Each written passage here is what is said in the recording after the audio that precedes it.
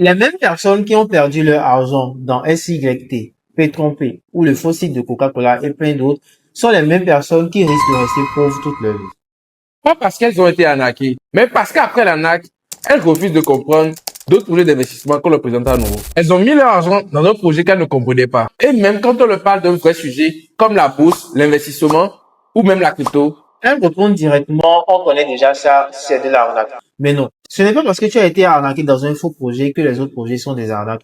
Ce n'est pas parce que tu as mangé dans un mauvais restaurant que tu arrêtes de manger. Ou par contre, ce n'est pas parce qu'un pasteur t'a trompé que Dieu n'existe pas. et la deuxième erreur encore plus grave, c'est de refuser d'apprendre après avoir perdu. Parce que pendant que toi tu dis que tout ça c'est de l'arnaque, d'autres personnes prennent le temps de comprendre, de se former, de poser les bonnes questions et d'avancer. Alors sache que la crypto, la bourse, l'investissement ne sont pas magiques. Mais par contre, l'ignorance coûte très cher. Donc, avant de dire que c'est de l'arnaque, pose-toi d'abord une question. Est-ce que je comprends vraiment ce dont on me parle?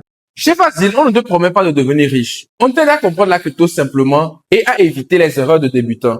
Alors abonne-toi si tu veux apprendre.